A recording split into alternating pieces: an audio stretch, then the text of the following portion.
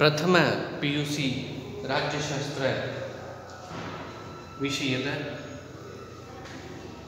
ಅಧ್ಯಾಯ 5 ಭಾರತ ಸಂವಿಧಾನ. ಆ ಭಾರತ ಸಂವಿಧಾನದ ಪೂರ್ವ ಪೀಠಿಕೆಯನ್ನು ಕಳೆದ ತರಗತಿಯಲ್ಲಿ ಚರ್ಚೆಯನ್ನು ಮಾಡಿದ್ವಿ. ಈಗ ಭಾರತ ಸಂವಿಧಾನದ ಪ್ರಮುಖ ಲಕ್ಷಣಗಳು. ಈ ಭಾರತ ಸಂವಿಧಾನದ ಪ್ರಮುಖ ಲಕ್ಷಣಗಳಲ್ಲಿ ಮೊದಲನೆಯದು ಲಿಖಿತ ಮತ್ತು ಬೃಹತ್ ಸಂವಿಧಾನ. ವಿಶ್ವದ ಎಲ್ಲ ಸಂವಿಧಾನಗಳಲ್ಲೂ ಕೂಡ ಭಾರತದ ಸಂವಿಧಾನ ಅತ್ಯಂತ ದೊಡ್ಡ ಸಂವಿಧಾನ ಆಗಿದೆ. ಭಾರತದಷ್ಟು ವಿಸ್ತಾರವಾದ ಲಿಖಿತ ರೂಪದ ಸಂವಿಧಾನ ಬೇರೊಂದು ಇಲ್ಲ. ಈ ಪ್ರತಿಯೊಂದು ವಿಷಯಕ್ಕೂ ಕೂಡ ಸಮಗ್ರವಾದ ವಿಸ್ತೃತವಾದ ವಿವರಣೆಗಳನ್ನು ನೀಡುತ್ತಾ ಭಾರತ ಸಂವಿಧಾನವನ್ನು ರಚನೆ ಮಾಡಿರೋದ್ರಿಂದ ಅದರ ಗಾತ್ರ ಬಹಳ ದೊಡ್ಡದಾಗಿ ಬೆಳೆದು ನಿಂತದೆ. ಈ ಪ್ರಸ್ತಾವನೆಯ ಜೊತೆಗೆ 395 ವಿಧಿಗಳು, 8 ಪರಿಶಿಷ್ಟಗಳು ಹಾಗೂ 22 ಭಾಗಗಳಿಂದ ಅಸ್ತಿತ್ವಕ್ಕೆ ಬಂದ ಮೊದಲಿನ ಸಂವಿಧಾನ ಇತ್ತು. ಪ್ರಸ್ತುತ ಭಾರತೀಯ ಸಂವಿಧಾನವು ಪ್ರಸ್ತಾವನೆಯ ಜೊತೆಗೆ 395 ವಿಧಿಗಳು, 12 ಪರಿಶಿಷ್ಟಗಳು, 22 ಭಾಗಗಳನ್ನು ಹೊಂದಿದೆ. ಇಷ್ಟೊಂದು ವಿಧಿಗಳು ಮತ್ತು ಪರಿಶಿಷ್ಟಗಳನ್ನು ಒಳಗೊಂಡಂಥ ಯಾವುದೇ ಸಂವಿಧಾನ ವಿಶ್ವದಲ್ಲಿ ಇದುವರೆಗೆ ಇಲ್ಲ. ಅಮೆರಿಕ ದೇಶದ ಸಂವಿಧಾನ ಕೇವಲ 7 ವಿಧಿಗಳು, 26 ತಿದ್ದುಪಡಿಯನ್ನು ಹೊಂದಿರತಕ್ಕಂಥ ಅತ್ಯಂತ ಚಿಕ್ಕ ಸಂವಿಧಾನ ಆಗಿದೆ. 7 ವಿಧಿಗಳು ಮತ್ತು 26 ತಿದ್ದುಪಡಿಗಳನ್ನು ಹೊಂದಿರತಕ್ಕಂಥ ಅತ್ಯಂತ ಚಿಕ್ಕ ಸಂವಿಧಾನ ಅಮೆರಿಕ ದೇಶದ ಸಂವಿಧಾನ ಆಗಿದೆ. ಇನ್ನು ಫ್ರಾನ್ಸ್ ಮತ್ತು ಜಪಾನ್ ದೇಶಗಳು, ಅದರಲ್ಲೂ ಜಪಾನ್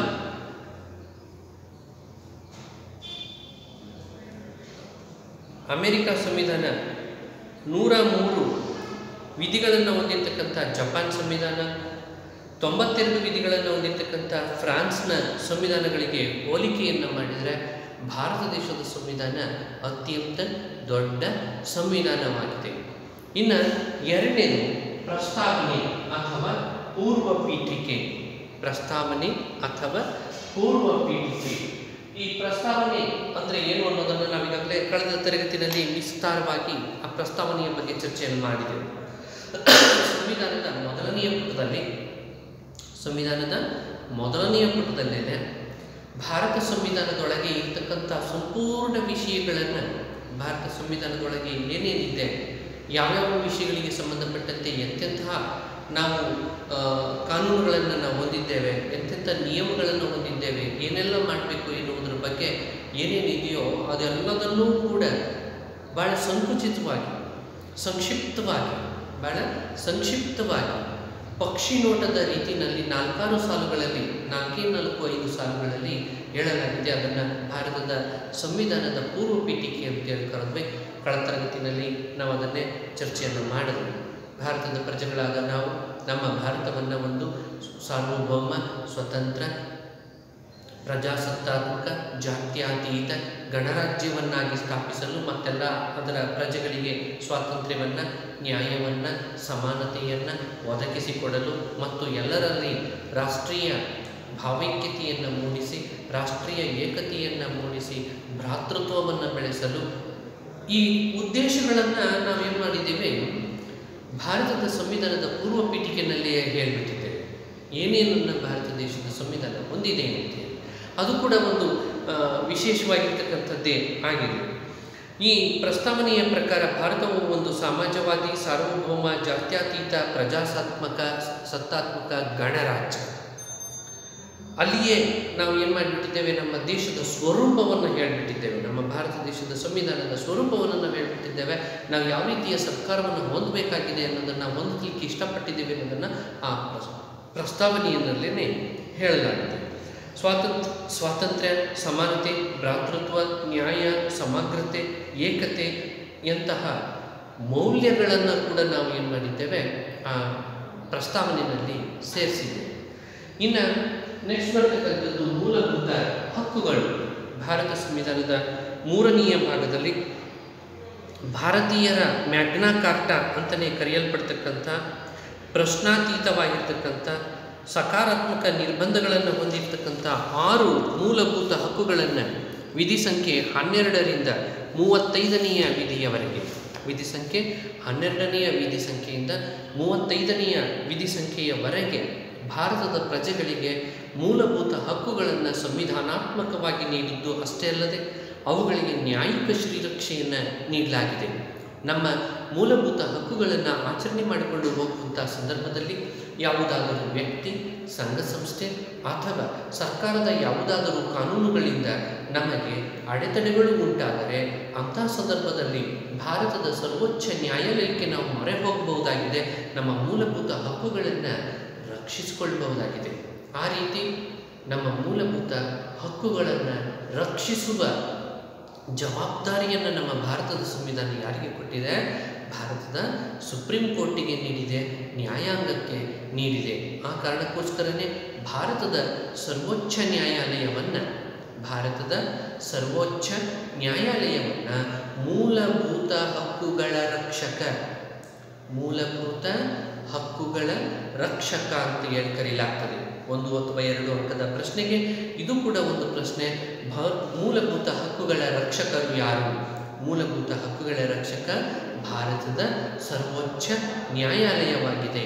ಭಾರತದ ಸರ್ವೋಚ್ಚ ನ್ಯಾಯಾಲಯ ಭಾರತದ ಎಲ್ಲ ಪ್ರಜೆಗಳ ಮೂಲಭೂತ ಹಕ್ಕುಗಳಿಗೆ ಶ್ರೀರಕ್ಷೆಯನ್ನು ಒದಗಿಸ್ತಕ್ಕಂಥ ಜವಾಬ್ದಾರಿಯನ್ನು ಹೊಂದಿದೆ, ಸಂವಿಧಾನದತ್ತವಾಗಿ, ಸಂವಿಧಾನದ ಪ್ರಕಾರ, ಸಂವಿಧಾನದ ಅವಕಾಶದ ಮುಖಾಂತರ. ಇನ್ನು ನಮಗೆ ಎಂತೆಂಥ ರೀತಿಯ ಮೂಲಭೂತ ಹಕ್ಕುಗಳನ್ನು ಕೊಡಮಾಡಲಾಗಿದೆ. ಮಾತನಾಡುವ ಸ್ವಾತಂತ್ರ್ಯ, ಸಂಘ ಸಂಸ್ಥೆಗಳನ್ನು ಕಟ್ಟುವ ಸ್ವಾತಂತ್ರ್ಯ, ಆತ್ಮಸಾಕ್ಷಿಗೆ ಅನುಗುಣವಾಗಿ ಯಾವುದೇ ಧರ್ಮದ ಧಾರ್ಮಿಕ ವಿಚಾರಗಳನ್ನು ನಮ್ಮ ಜೀವನದಲ್ಲಿ ಅಳವಡಿಕೆ ಮಾಡಿಕೊಳ್ತಕ್ಕಂಥ ಸ್ವಾತಂತ್ರ್ಯ, ಆ ಧರ್ಮದ ವಿಷಯಗಳನ್ನು ಪ್ರಚಾರ ಮಾಡ್ತಕ್ಕಂಥ ಸ್ವಾತಂತ್ರ್ಯ, ಮತ್ತು ತನ್ನ ಮೂಲ ಧರ್ಮವನ್ನು ತ್ಯಜಿಸಿ ಸ್ವ ಇಚ್ಛೆಯಿಂದ, ಇದನ್ನು ನೆನಪಿಟ್ಕೊಳ್ಬೇಕು, ಸ್ವ ಇಚ್ಛೆಯಿಂದ ತಾನು ಯಾವ ಧರ್ಮದಲ್ಲಿ ನಂಬಿಕೆಯನ್ನು ಇಟ್ಕೊಂಡಿದ್ದಾನೋ ಆ ಧರ್ಮಕ್ಕೆ ಮತಾಂತರ ಹೊಂದತಕ್ಕಂಥ ಸಂಪೂರ್ಣವಾದ ಸ್ವಾತಂತ್ರ್ಯವನ್ನು ನಮಗೆ ಭಾರತದ ಸಂವಿಧಾನ ಕೊಡಮಾಡಿದೆ, ಮೂಲಭೂತ ಹಕ್ಕುಗಳ ಮುಖಾಂತರ. ಅಂಥ ಒಂದು ಸಂವಿಧಾನ ಭಾರತದ ಸಂವಿಧಾನ ಆಗಿದೆ. ಈಗ ಮೂಲಭೂತ ಹಕ್ಕುಗಳು ಆದಮೇಲೆ ಮೂಲಭೂತ ಕರ್ತವ್ಯಗಳು. ನಾವು ಕೇವಲ ಹಕ್ಕುಗಳನ್ನಷ್ಟೇ ಪಡೆದು ಜೀವನವನ್ನು ಮಾಡಿಬಿಟ್ರೆ ನಮ್ಮ ಕರ್ತವ್ಯಗಳನ್ನು ನಿಭಾಯಿಸ್ತಕ್ಕಂಥವ್ರು ಯಾರು? ಆ ಕಾರಣಕ್ಕಾಗಿ ಭಾರತ ಸಂವಿಧಾನದಲ್ಲಿ ಮೂಲಭೂತ ಕರ್ತವ್ಯಗಳ ಬಗ್ಗೆ ಮೊದಲಿಗೆ ಅಸ್ತಿತ್ವಕ್ಕೆ ಬಂದಂಥ ಮೂಲ ಸಂವಿಧಾನದಲ್ಲಿ ಯಾವುದೇ ಪ್ರಸ್ತಾಪ ಇರಲಿಲ್ಲ. ಆದರೆ 1976ನೇ ಇಸ್ವಿನಲ್ಲಿ ಭಾರತದ ಸಂವಿಧಾನಕ್ಕೆ ತಂದಂಥ 42ನೆಯ ತಿದ್ದುಪಡಿಯ ಪ್ರಕಾರ ಸಂವಿಧಾನಕ್ಕೆ ಮೂಲಭೂತ ಕರ್ತವ್ಯಗಳ ಪಟ್ಟಿಯನ್ನು ಸೇರಿಸ್ತಕ್ಕಂಥ ಕೆಲಸವನ್ನು ಮಾಡಲಾಯಿತು. ಆ ಮೂಲಭೂತ ಕರ್ತವ್ಯಗಳು ಎಷ್ಟಿದ್ದಾವೆ ಅಂದರೆ 11 ಮೂಲಭೂತ ಕರ್ತವ್ಯಗಳಿದ್ದಾವೆ. 11 ಮೂಲಭೂತ ಕರ್ತವ್ಯಗಳಿದ್ದಾವೆ. ಆ 10 ಮೂಲಭೂತ ಕರ್ತವ್ಯಗಳನ್ನು ಮೊದಲಿಗೆ ಸೇರಿಸಲಾಗಿತ್ತು. ಮತ್ತೆ ತಿದ್ದುಪಡಿಯ ಮುಖಾಂತರ ಮತ್ತೊಂದು ಮೂಲಭೂತ ಕರ್ತವ್ಯವನ್ನು ಅಲ್ಲಿಗೆ ಸೇರಿಸಿದ್ರಿಂದ 11 ಮೂಲಭೂತ ಕರ್ತವ್ಯಗಳ ಪಟ್ಟಿ ನಮ್ಮ ಭಾರತದ ಸಂವಿಧಾನದಲ್ಲಿ ಇದೆ. ಇದನ್ನು ಭಾರತದ ಪ್ರಜೆಗಳು ಭಾರತಕ್ಕೆ ಪ್ರತಿಯಾಗಿ ತಾವು ನಿಭಾಯಿಸಲೇಬೇಕಾದಂಥ ಕರ್ತವ್ಯಗಳು ಆಗಿರ್ತವೆ. ಇನ್ನು ಇದಾದ ಮೇಲೆ ಸಂಸದೀಯ ಮಾದರಿ ಸರ್ಕಾರ ಏನು? ಈ ಸಂಸದೀಯ ಮಾದರಿ ಸರ್ಕಾರ, ಈಗಾಗಲೇ ಸಂಸದೀಯ ಸರ್ಕಾರವನ್ನು ಕೂಡ ನಾವೀಗಾಗಲೇ ಚರ್ಚೆಯನ್ನು ಮಾಡಿ ಮುಗಿಸಿದ್ದೇವೆ. ಭಾರತದ ಸಂವಿಧಾನವು ಕೇಂದ್ರ ಮತ್ತು ರಾಜ್ಯಗಳಲ್ಲಿ ಕ್ರಮವಾಗಿ ರಾಷ್ಟ್ರಪತಿ ಮತ್ತು ರಾಜ್ಯಪಾಲರನ್ನು ಮುಖ್ಯಸ್ಥರನ್ನಾಗಿಸುವ ಸರ್ಕಾರಿ ವ್ಯವಸ್ಥೆಗೆ ಅವಕಾಶವನ್ನು ಕಲ್ಪಿಸಿಕೊಟ್ಟಿದೆ. ಆದರೆ ಕೇಂದ್ರದಲ್ಲಿ ರಾಷ್ಟ್ರಪತಿಗಳು, ರಾಜ್ಯದಲ್ಲಿ ರಾಜ್ಯಪಾಲರು ಏನಾಗಿದ್ದಾರೆ? ನಾಮಮಾತ್ರ ಕಾರ್ಯಾಂಗದ ಮುಖ್ಯಸ್ಥರಾಗಿದ್ದಾರೆ. ನೈಜ ಕಾರ್ಯಾಂಗದ ಮುಖ್ಯಸ್ಥರಾಗಿ ಪ್ರಧಾನಮಂತ್ರಿ ಮತ್ತು ರಾಜ್ಯಗಳಲ್ಲಿ ಮುಖ್ಯಮಂತ್ರಿಯನ್ನು ನೈಜ ಕಾರ್ಯಾಂಗಾಧಿಕಾರಿಗಳನ್ನಾಗಿ ನೇಮಕ ಮಾಡಿದೆ. ಅದರ ಮುಖಾಂತರ ಶಾಸಕಾಂಗವು ಕಾರ್ಯಾಂಗದ ಅಧಿಕಾರಗಳನ್ನು ಚಲಾವಣೆ ಮಾಡುವ ಕಾರ್ಯಾಂಗದ ಅಧಿಕಾರಗಳನ್ನು ಚಲಾವಣೆ ಮಾಡುವ ಒಂದು ಸಂಸದೀಯ ಪದ್ಧತಿಯನ್ನು ಭಾರತದಲ್ಲಿ ಅಳವಡಿಕೆ ಮಾಡಿಕೊಳ್ತಕ್ಕಂಥ ಅವಕಾಶವನ್ನು ಭಾರತದ ಸಂವಿಧಾನ ಮಾಡಿಕೊಟ್ಟಿದೆ. ಇದಾದ ಮೇಲೆ ಸಂಯುಕ್ತತೆಯ ಜೊತೆಗೆ ಏಕಾತ್ಮಕತೆ. ಸಂಯುಕ್ತ ಸರ್ಕಾರದ ಲಕ್ಷಣಗಳನ್ನು ನಾವು ಈಗಾಗಲೇ ನೋಡಿದ್ದೇವೆ. ಏಕಾತ್ಮಕ ಸಂವಿಧಾನವನ್ನು ಕೂಡ ನಾವು ನೋಡಿದ್ದೇವೆ. ಭಾರತೀಯ ಸಂವಿಧಾನವು ಜೋಡಿ ಸರ್ಕಾರವಿರುವ ಸಂಯುಕ್ತ ಸರ್ಕಾರವನ್ನು ಸ್ಥಾಪಿಸಿ ಲಿಖಿತ ಸಂವಿಧಾನದ ಮುಖಾಂತರ ಅಧಿಕಾರದ ಹಂಚಿಕೆಯನ್ನು ಮಾಡಿದೆ. ಅಂದರೆ ಸಂಯುಕ್ತ ಸರ್ಕಾರದ ಅರ್ಥಗಳು, ಸಂಯುಕ್ತ ಸರ್ಕಾರ ಅಂದರೆ ಏನು ಅನ್ನೋದನ್ನು ನಾವಿಲ್ಲಿ ನೆನಪು ಮಾಡ್ಕೋಬೇಕು. ಕೇಂದ್ರದಲ್ಲೊಂದು ಪ್ರಬಲವಾದ ಕೇಂದ್ರ ಸರ್ಕಾರವಿತ್ತು, ಘಟಕ ರಾಜ್ಯಗಳಲ್ಲೂ ಕೂಡ ಸ್ವಾಯತ್ತತೆಯನ್ನು ಹೊಂದಿರುವ ಚುನಾಯಿತ ಸರ್ಕಾರಗಳು ಕೂಡ ಇದ್ದು, ಕೇಂದ್ರ ಮತ್ತು ರಾಜ್ಯ ಸರ್ಕಾರಗಳ ನಡುವೆ ಅಧಿಕಾರದ ಹಂಚಿಕೆಯಾಗಿದ್ದರೆ ಅಂಥ ಒಂದು ಸರ್ಕಾರಿ ಪದ್ಧತಿಯನ್ನು ಸಂಯುಕ್ತ ಸರ್ಕಾರ ಅಂತೇಳಿ ಕರೀತಾರೆ. ನಮ್ಮ ಭಾರತದಲ್ಲಿ ಕೇಂದ್ರದಲ್ಲಿ ದೆಹಲಿನಲ್ಲಿ ಒಂದು ಪ್ರಬಲವಾದಂಥ ಕೇಂದ್ರ ಸರ್ಕಾರ ಇದೆ. ಘಟಕ ರಾಜ್ಯಗಳೆಲ್ಲ ರಾಜ್ಯಗಳಲ್ಲೂ ಕೂಡ ಒಂದೊಂದು ಘಟಕ ರಾಜ್ಯ ಸರ್ಕಾರಗಳಿದ್ದಾವೆ. ಕೇಂದ್ರ ಮತ್ತು ರಾಜ್ಯ ಸರ್ಕಾರಗಳ ನಡುವೆ ಸಂವಿಧಾನ, ಲಿಖಿತ ಸಂವಿಧಾನ ನಮ್ಮದಾಗಿರುವುದರಿಂದ ನಮ್ಮ ಸಂವಿಧಾನವೇ ಅಧಿಕಾರವನ್ನು ಹಂಚಿಕೆ ಮಾಡಿಕೊಟ್ಟಿದೆ. ಮುಂದೆ ಕೊನೆಯ ಒಂದು ಪಾಯಿಂಟ್ ಇಲ್ಲಿದೆ, ಅಧಿಕಾರ ವಿಭಜನೆ ಅಂತ ಹೇಳಿ. ಆ ಅಧಿಕಾರ ಹಂಚಿಕೆ ಯಾವ ರೀತಿ ಆಗಿದೆ ಅನ್ನೋದನ್ನು ನಾನು ಆಮೇಲೆ ಹೇಳ್ತೇನೆ ಇದೇ ತರಗತಿಯಲ್ಲಿ. ಈ ಸಂವಿಧಾನ ಏನು ಮಾಡಿದೆ ಅಂತಂದರೆ ಅಧಿಕಾರದ ಹಂಚಿಕೆಯನ್ನು ಮಾಡಿಕೊಟ್ಬಿಟ್ಟಿದೆ. ಆಗಿದ್ದ ಮೇಲೆ ನಮ್ಮ ಭಾರತ ದೇಶ ಸರ್ಕಾರ ಇದ್ದದ್ದು ಸಂಯುಕ್ತ ಸರ್ಕಾರ.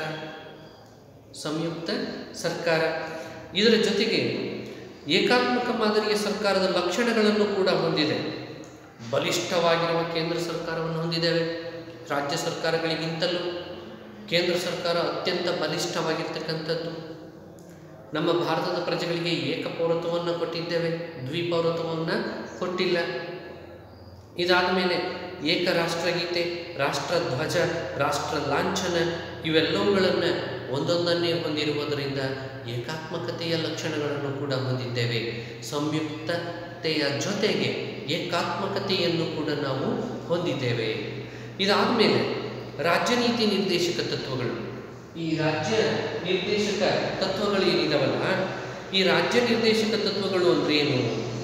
ಭಾರತದಲ್ಲಿ ಸಾಮಾಜಿಕ, ಆರ್ಥಿಕ ಮತ್ತು ಪ್ರಜಾಸತ್ತಾತ್ಮಕತೆಯನ್ನು ವೃದ್ಧಿಸುವ ನಿಟ್ಟಿನಲ್ಲಿ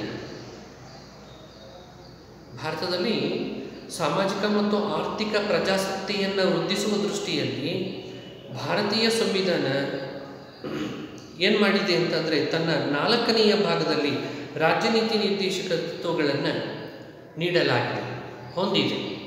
ಆ ರಾಜ್ಯ ನೀತಿ ನಿರ್ದೇಶಕ ತತ್ವಗಳು ಸಮಾಜವಾದಿ ತತ್ವಗಳು, ಉದಾರವಾದಿ ತತ್ವಗಳು ಮತ್ತು ಗಾಂಧಿವಾದಿ ತತ್ವಗಳು ಅಂತೇಳಿ 3 ಭಾಗದಲ್ಲಿದ್ದಾವೆ.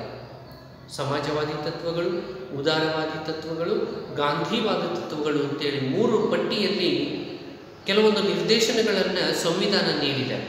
ಯಾರಿಗೆ? ಪ್ರಜೆಗಳಿಗ? ಇಲ್ಲ. ಈ ರಾಜನೀತಿ ನಿರ್ದೇಶಕ ತತ್ವಗಳು ಸಂವಿಧಾನವು ಸರ್ಕಾರಗಳಿಗೆ ಆಡಳಿತವನ್ನು ನಡೆಸಲು ನೀಡಿರುವ ನಿರ್ದೇಶನಗಳು. ಸಂವಿಧಾನವು ಸರ್ಕಾರಕ್ಕೆ ಆಡಳಿತವನ್ನು ನಡೆಸಲಿಕ್ಕಾಗಿ ನೀಡಿರುವ ನಿರ್ದೇಶನಗಳು. ಈ ನಿರ್ದೇಶನಗಳು 3 ಪಟ್ಟಿಯಲ್ಲಿ ಇದ್ದಾವೆ. ಸೈದ್ಧಾಂತಿಕ ಹಿನ್ನೆಲೆಯಲ್ಲಿ 3 ರೀತಿಯ ನಾವು ರಾಜನೀತಿ ನಿರ್ದೇಶಕ ತತ್ವಗಳನ್ನು ಹೊಂದಿದ್ದೇವೆ. ಸಮಾಜವಾದಿ ತತ್ವಗಳು, ಉದಾರವಾದಿ ತತ್ವಗಳು ಮತ್ತು ಗಾಂಧಿವಾದಿ ತತ್ವಗಳು ಅಂತೇಳಿ ಈ 3 ರೀತಿಯ ನಿರ್ದೇಶನಗಳನ್ನು ನಮ್ಮ ಭಾರತದ ಸಂವಿಧಾನದಲ್ಲಿ ನಾವು ಹೊಂದಿದ್ದೇವೆ. ಇದಾದ ಮೇಲೆ ಸ್ವತಂತ್ರ ನ್ಯಾಯಾಂಗವಿಲ್ಲದ ಹೊರತು ಪ್ರಜಾಪ್ರಭುತ್ವಕ್ಕೆ ಉಳಿಗಾಲ ಇಲ್ಲ. ಪ್ರಜಾಪ್ರಭುತ್ವ ಇದೆ ಅಂತಂದ್ರೆ ಶಾಸಕಾಂಗ ಮತ್ತು ಕಾರ್ಯಾಂಗಗಳ ಹಿಡಿತ ಮತ್ತು ಹಸ್ತಕ್ಷೇಪಗಳಿಂದ ಮುಕ್ತವಾಗಿರ್ತಕ್ಕಂಥ ಒಂದು ನ್ಯಾಯಾಂಗ ವ್ಯವಸ್ಥೆ ಬೇಕು. ಶಾಸಕಾಂಗ ಮತ್ತು ಕಾರ್ಯಾಂಗಗಳ ಹಿಡಿತ ಮತ್ತು ಹಸ್ತಕ್ಷೇಪಗಳಿಂದ ಮುಕ್ತವಾಗಿರ್ತಕ್ಕಂಥ ಒಂದು ವ್ಯವಸ್ಥೆ, ನ್ಯಾಯಾಂಗ ವ್ಯವಸ್ಥೆ ನಮಗೆ ಬೇಕು. ಅಂಥ ಒಂದು ನ್ಯಾಯಾಂಗ ವ್ಯವಸ್ಥೆಯನ್ನು ನಮಗೆ ಭಾರತಕ್ಕೆ ಬೇಕಾಗಿದೆ ಅಂತೇಳಿ ನಮ್ಮ ಸಂವಿಧಾನದ ನಿರ್ಮಾತೃಗಳು ಏನು ಮಾಡಿದ್ದಾರೆ ಅಂತಂದರೆ ಭಾರತಕ್ಕೆ ನ್ಯಾಯಿಕ ವಿಮರ್ಶಾಧಿಕಾರವನ್ನು ನೀಡುವ ಮುಖಾಂತರ ನ್ಯಾಯಾಂಗಕ್ಕೆ ನ್ಯಾಯಿಕ ವಿಮರ್ಶೆಯ ಅಧಿಕಾರವನ್ನು ನೀಡುವ ಮುಖಾಂತರ ನಮ್ಮ ನ್ಯಾಯಾಂಗವನ್ನು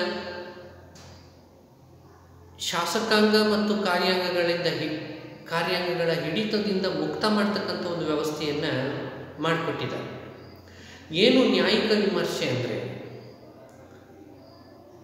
ಶಾಸಕಾಂಗವು ಕಾನೂನುಗಳನ್ನು ರಚಿಸಿ ಕಾರ್ಯಾಂಗವು ಅವುಗಳನ್ನು ಕಾರ್ಯರೂಪಕ್ಕೆ ತರುವ ಹಂತದಲ್ಲಿ ಆ ಕಾನೂನುಗಳು ಸಂವಿಧಾನ ಬಾಹಿರವಾಗಿ ಇದ್ದರೆ, ಸಂವಿಧಾನದಲ್ಲಿ ಹೇಳದೇ ಇರತಕ್ಕಂಥ ವಿಷಯಗಳನ್ನು ಕಾನೂನುಗಳನ್ನಾಗಿ ಮಾಡಿದ್ದರೆ ಅಂತಹ ಕಾನೂನುಗಳನ್ನು ನ್ಯಾಯಾಂಗವು ಸಂವಿಧಾನ ಬಾಹಿರ ಎಂದು ಘೋಷಿಸುತ್ತದೆ. ಆ ಸಂವಿಧಾನ ಬಾಹಿರ ಅಂತೇಳಿ ಘೋಷಿಸಿದ ಕೂಡಲೇ ಆ ಕಾನೂನುಗಳು ತಮ್ಮ ಮಾನ್ಯತೆಯನ್ನು ಕಳ್ಕೊಳ್ತವೆ. ಅದನ್ನು ನ್ಯಾಯಿಕ ವಿಮರ್ಶೆ ಅಂತೇಳಿ ಕರೀತಾರೆ. ಜುಡಿಷಿಯಲ್ ರಿವ್ಯೂ ಅಂತೇಳಿ ಇಂಗ್ಲೀಷ್ನಲ್ಲಿ ನಾವು ಅದನ್ನು ಕರೀತೇವೆ. ಆ ಜುಡಿಷಿಯಲ್ ರಿವ್ಯೂವನ್ನು ನ್ಯಾಯಾಂಗಕ್ಕೆ ನೀಡುವ ಮುಖಾಂತರ ನ್ಯಾಯಾಂಗವು ಸ್ವತಂತ್ರವಾಗಿಯೂ ನಿಷ್ಪಕ್ಷಪಾತವಾಗಿಯೂ ಪಾರದರ್ಶಕವಾಗಿಯೂ ತೀರ್ಪುಗಳನ್ನು ಪ್ರಕಟಿಸಲು, ವಿಚಾರಣೆಯನ್ನು ನಡೆಸಲು ಅವಕಾಶಗಳನ್ನು ಕಲ್ಪಿಸಿಕೊಡಲಾಗಿದೆ. ಅಷ್ಟೇ ಅಲ್ಲದೆ ಸಂವಿಧಾನದಲ್ಲಿ ಭಾರತದ ಸಂವಿಧಾನವು ಸರ್ವೋನ್ನತ ನ್ಯಾಯಾಲಯವು ನಮ್ಮ ನ್ಯಾಯಾಂಗ ವ್ಯವಸ್ಥೆಯ ಮೇಲ್ಪಂಕ್ತಿಯಲ್ಲಿಟ್ಟು ಅದರಡಿಯಲ್ಲಿ ಉನ್ನತ ನ್ಯಾಯಾಲಯ ಹಾಗೂ ನ್ಯಾಯಾಂಗಗಳ ಸ್ಥಾಪನೆಗೆ ವ್ಯವಸ್ಥೆ ಮಾಡುವ ಮೂಲಕ ಏಕೈಕ ನ್ಯಾಯಾಂಗ ಅವಕಾಶವನ್ನು ಕಲ್ಪಿಸಲಾಗಿದೆ. ಅಂದರೆ ಏಕೀಕೃತ ನ್ಯಾಯಾಂಗ ವ್ಯವಸ್ಥೆಯನ್ನು ಕೂಡ ನಾವು ಹೊಂದಿದ್ದೇವೆ. ತಾಲೂಕಾ ಮಟ್ಟದಲ್ಲಿ ತಾಲೂಕಾ ನ್ಯಾಯಾಲಯ, ಜಿಲ್ಲಾ ಮಟ್ಟದಲ್ಲಿ ಜಿಲ್ಲಾ ಸತ್ರ ನ್ಯಾಯಾಲಯಗಳು, ಜಿಲ್ಲಾ ಕ್ರಿಮಿನಲ್ ನ್ಯಾಯಾಲಯಗಳು, ರಾಜ್ಯ ಮಟ್ಟದಲ್ಲಿ ಹೈಕೋರ್ಟ್ಗಳು, ಒಂದಿಡೀ ರಾಷ್ಟ್ರಕ್ಕೆ ಒಂದೇ ಕೋರ್ಟಿನನ್ನು ಹೊಂದಿದ್ದೇವೆ, ಸುಪ್ರೀಂ ಕೋರ್ಟನ್ನು. ಹೀಗೆ ರಾಜ್ಯಕ್ಕೊಂದು ನ್ಯಾಯಾಂಗ ವ್ಯವಸ್ಥೆ, ಕೇಂದ್ರಕ್ಕೊಂದು ನ್ಯಾಯಾಂಗ ವ್ಯವಸ್ಥೆ ಅಂತೇಳಿ ಎರಡೆರಡು ನ್ಯಾಯಾಂಗ ವ್ಯವಸ್ಥೆಯನ್ನು ಹೊಂದಿಲ್ಲ ನಾವು. ಏಕೀಕೃತವಾಗಿರ್ತಕ್ಕಂಥ ಏಕೈಕ ಸುಪ್ರೀಂ ಕೋರ್ಟನ್ನು ಹೊಂದಿದ್ದೇವೆ, ಅದರ ಕೆಳಗೆ ಹೈಕೋರ್ಟನ್ನು ಹೊಂದಿದ್ದೇವೆ, ಅದರ ಕೆಳಗೆ ಜಿಲ್ಲಾ ಸತ್ರ ನ್ಯಾಯಾಲಯಗಳನ್ನು ಮತ್ತು ಕ್ರಿಮಿನಲ್ ನ್ಯಾಯಾಲಯಗಳನ್ನು ಹೊಂದಿದ್ದೇವೆ, ಇನ್ನು ತಾಲೂಕಾ ನ್ಯಾಯಾಲಯಗಳನ್ನು ಹೊಂದಿದ್ದೇವೆ. ಈ ರೀತಿಯ ಒಂದು ವ್ಯವಸ್ಥೆಯನ್ನು ಕಲ್ಪಿಸಿಕೊಡುವ ಮುಖಾಂತರ ನ್ಯಾಯಾಂಗವನ್ನು ಒಂದು ಸ್ವತಂತ್ರವಾದಂಥ ಸಂಸ್ಥೆಯನ್ನಾಗಿಯೂ ಮತ್ತು ಸ್ವತಂತ್ರವಾಗಿ ತನ್ನ ವಿಚಾರಣೆಗಳನ್ನು ನಡೆಸುವ, ತೀರ್ಪುಗಳನ್ನು ಪ್ರಕಟಿಸ್ತಕ್ಕಂಥ ಒಂದು ಅವಕಾಶವನ್ನು ಭಾರತದ ಸಂವಿಧಾನ ಭಾರತದ ನ್ಯಾಯಾಂಗಕ್ಕೆ ಕೊಡಮಾಡಿದೆ. ಇನ್ನು ನೆಕ್ಸ್ಟ್ ಬರ್ತಕ್ಕಂಥದ್ದು ಏಕಪೌರತ್ವ. ಒಂದಿಡೀ ಭಾರತ ದೇಶಕ್ಕೆ ನಾವೆಲ್ಲ ಪಡೆದಿರ್ತಕ್ಕಂಥದ್ದು ಒಂದೇ ಒಂದು ಪೌರತ್ವ. ಭಾರತದ ಚುನಾವಣಾ ಆಯೋಗ ನೀಡತಕ್ಕಂಥ ಏನು ಎಪಿಕ್ ಕಾರ್ಡ್ ಇದೆಯಲ್ಲ, ಭಾವಚಿತ್ರವಿರುವ ಮತದಾರರ ಪಟ್ಟಿ, ಮತದಾರರ ಚೀಟಿ, ಭಾವಚಿತ್ರವಿರುವ ಮತದಾರರ ಚೀಟಿ ಏನಿದೆಯಲ್ಲ, ಆ ಮತದಾರರ ಚೀಟಿನಲ್ಲಿ ಭಾರತ ಸರ್ಕಾರ, ಭಾರತ ಚುನಾವಣಾ ಆಯೋಗ ಅಂತ ಹೇಳಲಾಗಿದೆ. ಒಂದಿಡೀ ಭಾರತ ದೇಶದ ಪೌರತ್ವವನ್ನು ನಾವು ಪಡೆದಿರ್ತಕ್ಕಂಥವರಾಗಿದ್ದೇವೆ. ನಾವು ಕರ್ನಾಟಕದ ಪೌರತ್ವವನ್ನು ಪಡೆದು, ತಮಿಳುನಾಡಿನವರು ತಮಿಳುನಾಡಿನ ಪೌರತ್ವವನ್ನು ಪಡೆದು, ಅಸ್ಸಾಂನವರು ಅಸ್ಸಾಮಿನ ಒಂದು ಪೌರತ್ವವನ್ನು ಪಡೆದು, ಈ ರೀತಿ ಡಿಫ್ರೆನ್ಸ್ಗಳಿಲ್ಲ. ನಾವು ಕೇವಲ ಒಂದೇ ಒಂದು ರೀತಿಯ ಪೌರತ್ವವನ್ನು ಹೊಂದಿದ್ದೇವೆ, ಅದು ಭಾರತದ ಪೌರತ್ವ ಮಾತ್ರ, ಭಾರತೀಯ ಪೌರತ್ವ ಮಾತ್ರ. ಆ ರೀತಿಯ ಒಂದೇ ಒಂದು ಪೌರತ್ವವನ್ನು ಕೊಡಮಾಡುವ ಮುಖಾಂತರ ವ್ಯಕ್ತಿಯೊಬ್ಬನು ಅಥವಾ ಪೌರನೊಬ್ಬನು ತನ್ನ ಜೀವಿತಾವಧಿಯಲ್ಲಿ ದೇಶದ ಎಲ್ಲ ಪ್ರದೇಶಗಳಿಗೆ ಸುತ್ತಾಟವನ್ನು ಮಾಡುವ, ತಿರುಗಾಡುವ, ಸಂಚಾರವನ್ನು ಕೈಗೊಳ್ಳುವ, ತನ್ನ ವಾಸಸ್ಥಾನವನ್ನು ದೇಶದ ಯಾವುದೇ ಮೂಲೆಗೆ ಬದಲಾಯಿಸುವ. ನಾವಿಲ್ಲಿ ವಾಸವಾಗಿದ್ದೀವಿ ಅಂತಂದರೆ ನಾವಿಲ್ಲಿಂದ ಕಲ್ಕತ್ತಾಕ್ಕೋ, ಡೆಲ್ಲಿಗೋ, ಮದ್ರಾಸಿಗೋ, ಗುವಾಹಟಿಗೋ, ಎಲ್ಲಿಗಾದರೂ ಕೂಡ ನಮ್ಮ ವಾಸಸ್ಥಾನವನ್ನು ನಾವು ಬದಲಾವಣೆ ಮಾಡಬಹುದಾಗಿದೆ. ಯಾವುದೇ ಪ್ರದೇಶಕ್ಕೆ ಹೋಗಿ ಶಾಶ್ವತವಾಗಿ ಅಲ್ಲಿಯೇ ನೆಲೆಸ್ತಕ್ಕಂಥ ಅವಕಾಶವನ್ನು ಕೂಡ ನಾವು ಪಡ್ಕೊಂಡಿದ್ದೇವೆ ಭಾರತದ ಸಂವಿಧಾನದ ಪ್ರಕಾರ. ಅಂಥ ಒಂದು ವ್ಯವಸ್ಥೆಯನ್ನು ಭಾರತದ ಸಂವಿಧಾನ ಮಾಡಿದೆ ನಮಗೆ. ಇನ್ನು ಏಕಪೌರತ್ವದ ನಂತರ ತುರ್ತು ಪರಿಸ್ಥಿತಿಯ ಅಧಿಕಾರಗಳು. ಈ ತುರ್ತು ಪರಿಸ್ಥಿತಿಯ ಅಧಿಕಾರಗಳನ್ನು ರಾಷ್ಟ್ರಪತಿಗಳಿಗೆ ನೀಡಲಾಗಿದೆ.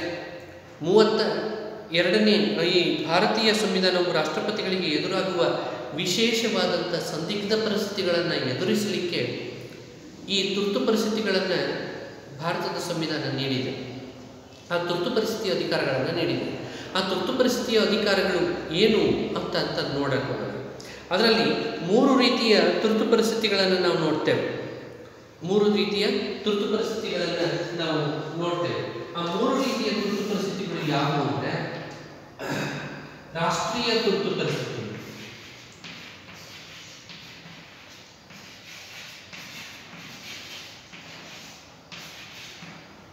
ರಾಜ್ಯ ತುರ್ತು ಪರಿಸ್ಥಿತಿ,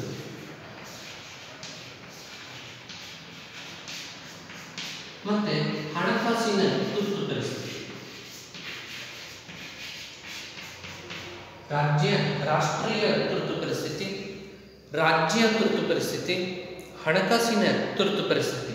352ನೇ ವಿಧಿ ಪ್ರಕಾರ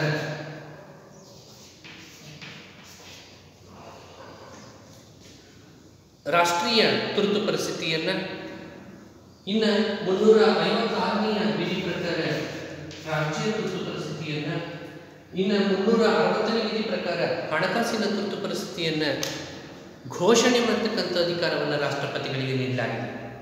ಈ ರಾಷ್ಟ್ರೀಯ ತುರ್ತು ಪರಿಸ್ಥಿತಿ ಅಂದರೆ ಏನು?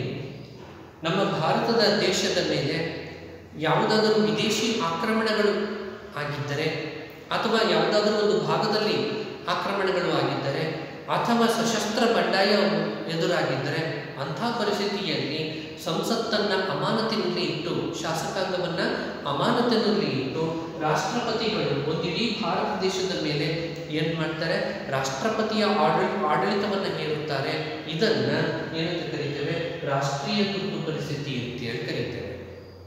ಇನ್ನು ರಾಜ್ಯ ತುರ್ತು ಪರಿಸ್ಥಿತಿ, ಯಾವುದಾದ್ರೂ ಒಂದು ರಾಜ್ಯ ಸರ್ಕಾರವು ಸಂವಿಧಾನದ ನಿಯಮಗಳಿಗೆ ಅನುಗುಣವಾಗಿ ಕಾರ್ಯನಿರ್ವಹಿಸುತ್ತಿಲ್ಲವೆಂದು, ಸಂವಿಧಾನದ ವಿಷಯಗಳನ್ನು ಅನುಷ್ಠಾನ ಮಾಡುವಲ್ಲಿ ಕುಂಠಿತಗೊಂಡಿದೆ ಎಂದು ಕಂಡುಬಂದರೆ, ಅಂಥ ಪರಿಸ್ಥಿತಿನಲ್ಲಿ ಅಲ್ಲಿನ ಸರ್ಕಾರವನ್ನು ವಜಾಗೊಳಿಸಿ ರಾಷ್ಟ್ರಪತಿಗಳು ತಮ್ಮ ಆಳ್ವಿಕೆಯನ್ನು ರಾಜ್ಯದಲ್ಲಿ ಹೇರುತ್ತಾರೆ. ಇದನ್ನು ರಾಜ್ಯ ತುರ್ತು ಪರಿಸ್ಥಿತಿ ಅಂತೇಳಿ ಕರೀತಾರೆ.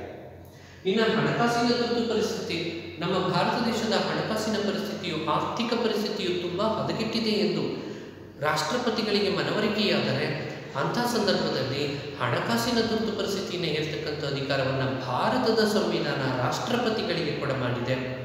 ಇವು 3 ರೀತಿಯ ತುರ್ತು ಪರಿಸ್ಥಿತಿಗಳು. ಇದುವರೆಗೆ ರಾಷ್ಟ್ರೀಯ ತುರ್ತು ಪರಿಸ್ಥಿತಿಯನ್ನು ಹೇರಲಾಗಿದೆ ಹಲವಾರು ಬಾರಿ, ರಾಜ್ಯ ತುರ್ತು ಪರಿಸ್ಥಿತಿಯನ್ನು ಬಹಳಷ್ಟು ಬಾರಿ ಹೇರಲಾಗಿದೆ. ಆದರೆ ಇದುವರೆಗೆ ಒಂದೇ ಒಂದು ಸಾರಿಯೂ ಕೂಡ ಹಣಕಾಸಿನ ತುರ್ತು ಪರಿಸ್ಥಿತಿಯನ್ನು ಹೇರಲಾಗಿಲ್ಲ. ಹಣಕಾಸಿನ ತುರ್ತು ಪರಿಸ್ಥಿತಿಯನ್ನು ಹೇರಲಾಗಿಲ್ಲ. ಹಣಕಾಸಿನ ತುರ್ತು ಪರಿಸ್ಥಿತಿಯನ್ನು ಇದುವರೆಗೂ ಒಂದು ಸಾರಿಗೂ ಕೂಡ ಹೇರಲಾಗಿಲ್ಲ. ಇನ್ನು ಸಾರ್ವತ್ರಿಕ ವಯಸ್ಕ ಮತದಾನ ಪದ್ಧತಿ, ನಮ್ಮ ಭಾರತ ದೇಶದಲ್ಲಿ ಮತದಾನವನ್ನು ಮಾಡಲಿಕ್ಕೆ ಬೇರೆ ಬೇರೆ ದೇಶಗಳಲ್ಲಿ ಬಹಳಷ್ಟು ರೀತಿಯಲ್ಲಿ ಆಸ್ತಿಯನ್ನು ಪರಿಗಣಿಸಲಾಗ್ತಾ ಇತ್ತು, ಮನೆತನವನ್ನು ಪರಿಗಣಿಸಲಾಗ್ತಾ ಇತ್ತು, ಇನ್ಯಾವ್ಯಾವುದೋ ವಿಷಯಗಳನ್ನು ಆಧಾರವಾಗಿ ಜಾತಿಯನ್ನು, ಧರ್ಮವನ್ನು, ಈ ರೀತಿ ಏನೇನೋ ಇತ್ತು. ಆದರೆ ನಮ್ಮ ಭಾರತ ದೇಶದಲ್ಲಿ ಸಂವಿಧಾನವನ್ನು ರಚನೆ ಮಾಡಿಕೊಳ್ತಕ್ಕಂಥ ಸಂದರ್ಭದಲ್ಲಿ ಸಂವಿಧಾನದ ನಿರ್ಮಾತೃಗಳು ಒಂದು ಕೆಲಸವನ್ನು ಮಾಡಿದ್ದಾರೆ, ಒಂದು ಯೋಚನೆಯನ್ನು ಮಾಡಿದ್ದಾರೆ, ಒಂದು ಕನಸನ್ನು ಕಂಡಿದ್ದಾರೆ. ಭಾರತ ದೇಶದಲ್ಲಿ 21 ವರ್ಷಗಳ ವಯಸ್ಸನ್ನು ದಾಟಿರುವ ಸ್ತ್ರೀ ಮತ್ತು ಪುರುಷರಿಬ್ಬರಿಗೂ ಮತದಾನದ ಅವಕಾಶವನ್ನು ಕಲ್ಪಿಸಿಕೊಡ್ತಕ್ಕಂಥ ಒಂದು ಪದ್ಧತಿಯನ್ನು ಸಂವಿಧಾನದ ನಿರ್ಮಾತೃಗಳು ತಂದಿದ್ದರು. ನಂತರದ ದಿನಗಳಲ್ಲಿ ಸಂವಿಧಾನಕ್ಕೊಂದು ತಿದ್ದುಪಡಿಯನ್ನು ತಂದು 21 ವರ್ಷಕ್ಕೆ ಇದ್ದಂಥ ಮತದಾನದ ವಯಸ್ಸನ್ನು 18 ವರ್ಷಕ್ಕೆ ಇಳಿಸಲಾಗಿದೆ. 18 ವರ್ಷ ವಯಸ್ಸಾಗಿದ್ದು ಆತನು ಸ್ತ್ರೀ ಆಗಿರಲಿ, ಪುರುಷನಾಗಿರಲಿ, ಯಾರೇ ಆಗಿರಲಿ, ಆತನಿಗೆ ಯಾವುದೇ ಲಿಂಗ, ಜಾತಿ, ಧರ್ಮ, ವರ್ಣ, ಹುಟ್ಟಿದ ಸ್ಥಳ, ಆಡುವ ಭಾಷೆ, ಚರ್ಮದ ಬಣ್ಣ ಇವುಗಳನ್ನು ಕೂಡ ತಾರತಮ್ಯವನ್ನು ಮಾಡದೆ 18 ವರ್ಷ ವಯಸ್ಸಾಗಿದ್ದರೆ ಸಾಕು, ಆತ ಯಾವುದೇ ಲಿಂಗಕ್ಕೆ ಸೇರಿರಲಿ, ಯಾವುದೇ ಧರ್ಮಕ್ಕೆ ಸೇರಿರಲಿ, ಆತನಿಗೆ ಮತದಾನದ ಅವಕಾಶವನ್ನು ಮಾಡಿಕೊಡಲಾಗಿದೆ. ಅದನ್ನು ಏನಂತ ಕರೀತಾರೆ? ಸಾರ್ವತ್ರಿಕ ವಯಸ್ಕ ಮತದಾನ ಪದ್ಧತಿ ಅಂತೇಳಿ ಕರೀತಾರೆ.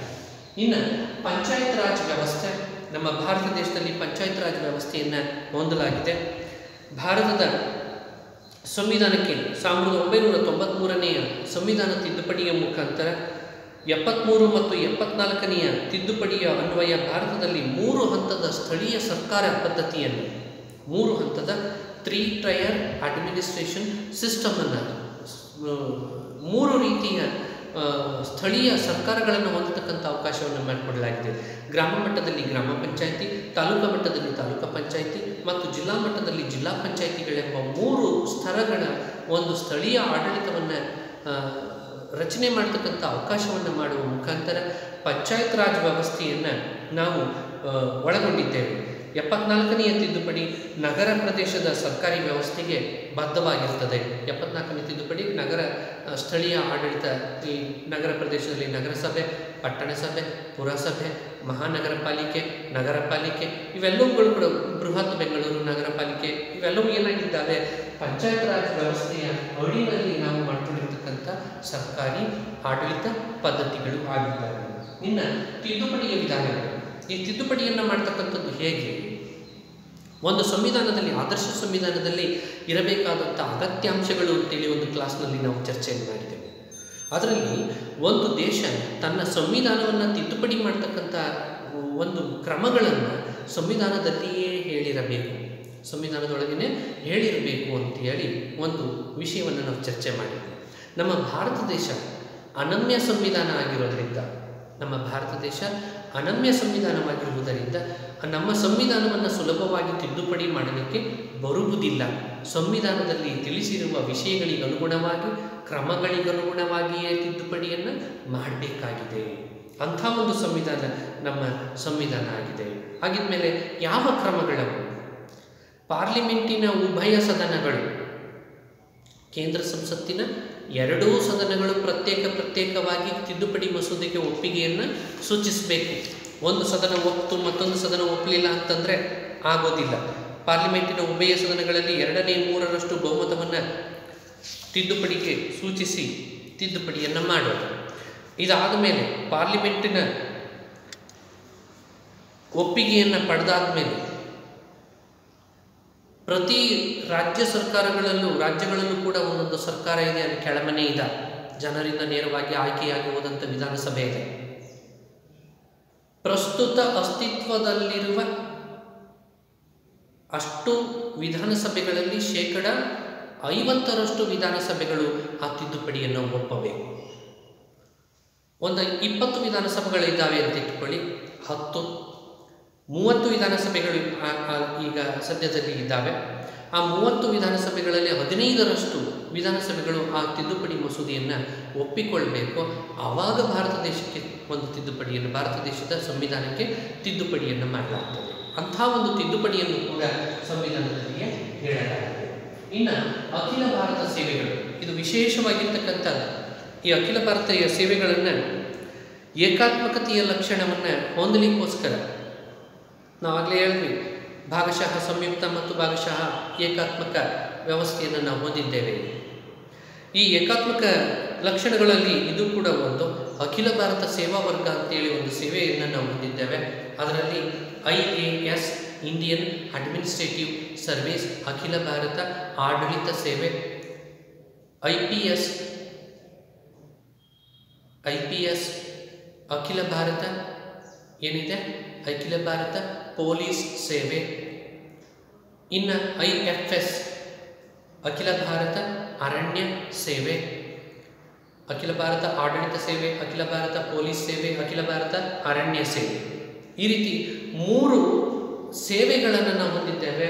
ಅವು ಭಾರತದ ಕೇಂದ್ರ ಸರ್ಕಾರದಿಂದ ನೇಮಕಾತಿಯನ್ನು ಹೊಂದಲ್ಪಟ್ಟು ರಾಜ್ಯ ಸರ್ಕಾರಗಳಿಗೆ ಕೆಲಸವನ್ನು ಮಾಡ್ತಕ್ಕಂಥವುಗಳಾಗಿರುತ್ತವೆ. ಮತ್ತು ಕೇಂದ್ರ ಸರ್ಕಾರ ನೇಮಕಾತಿಯನ್ನು ಮಾಡ್ತದೆ, ರಾಜ್ಯ ಸರ್ಕಾರಗಳು ವೇತನಗಳನ್ನು ಕೊಡ್ತಾರೆ. ರಾಜ್ಯ ಸರ್ಕಾರಗಳು ವೇತನವನ್ನು ಕೊಟ್ಟರೆ ಅವರ ಮೇಲೆ ಶಿಸ್ತು ಕ್ರಮಗಳನ್ನು ಜರುಗಿಸುವ ಕೆಲಸಗಳನ್ನು ಕೇಂದ್ರ ಸರ್ಕಾರ ಮಾಡ್ತದೆ. ಅಂಥ ಒಂದು ವಿಶೇಷವಾದಂಥ ಸೇವಾ ವರ್ಗವನ್ನು ನಾವು ಹೊಂದಿದ್ದೇವೆ ಭಾರತದಲ್ಲಿ, ಅದು ಅಖಿಲ ಭಾರತ ಸೇವಾ ವರ್ಗ. ಇನ್ನು ಇದಾದ ಮೇಲೆ ಅಧಿಕಾರ ವಿಭಜನೆ. ಈ ಅಧಿಕಾರ ವಿಭಜನೆ ಅಂತಂದರೆ, ಈಗ ನಮ್ಮಲ್ಲಿ ನಾವು ಸಂಯುಕ್ತ ಸರ್ಕಾರವನ್ನು ಹೊಂದಿರೋದ್ರಿಂದ ಸಂಯುಕ್ತ ಸರ್ಕಾರದ ಅರ್ಥಗಳೇನು? ಕೇಂದ್ರ ಮಟ್ಟದಲ್ಲೊಂದು ಪ್ರಬಲವಾದ ಕೇಂದ್ರ ಸರ್ಕಾರವಿದ್ದು, ರಾಜ್ಯಗಳಲ್ಲೂ ಕೂಡ ಘಟಕ ರಾಜ್ಯಗಳಲ್ಲೂ ಕೂಡ ಒಂದೊಂದು ರಾಜ್ಯ ಸರ್ಕಾರಗಳಿದ್ದು, ಕೇಂದ್ರ ಮತ್ತು ರಾಜ್ಯ ಸರ್ಕಾರಗಳ ನಡುವೆ ಅಧಿಕಾರದ ಹಂಚಿಕೆಯಾಗಿದ್ದರೆ ಅದನ್ನು ಸಂಯುಕ್ತ ಸರ್ಕಾರ ಅಂತೇಳಿ ಕರೀತೇವೆ. ನಮ್ಮ ಭಾರತದಲ್ಲಿ ಕೇಂದ್ರ ಸರ್ಕಾರ ಇದೆ, ರಾಜ್ಯ ಸರ್ಕಾರ ಇದೆ. ಹಾಗಿದ್ದ ಮೇಲೆ ಅಧಿಕಾರಗಳನ್ನು ಹಂಚಿಕೆ ಮಾಡೋದು ಹೇಗೆ? ನಮ್ಮ ಭಾರತದ ಸಂವಿಧಾನ ಬಹಳಷ್ಟು ವಿವರವಾಗಿ ಹೇಳುತ್ತಿದೆ. ಕೇಂದ್ರ ಪಟ್ಟಿ, ರಾಜ್ಯ ಪಟ್ಟಿ, ಸಮವರ್ತಿ ಪಟ್ಟಿಗಳೆಂಬ 3 ಪಟ್ಟಿಗಳನ್ನು ಮಾಡಿದ್ದಾರೆ. ಕೇಂದ್ರ ಪಟ್ಟಿಯಲ್ಲಿ 99 ವಿಷಯಗಳು, ರಾಜ್ಯ ಪಟ್ಟಿಯಲ್ಲಿ 66 ವಿಷಯಗಳು, ಸಮವರ್ತಿ ಪಟ್ಟಿಯಲ್ಲಿ 52 ವಿಷಯಗಳು ಇದ್ದಾವೆ.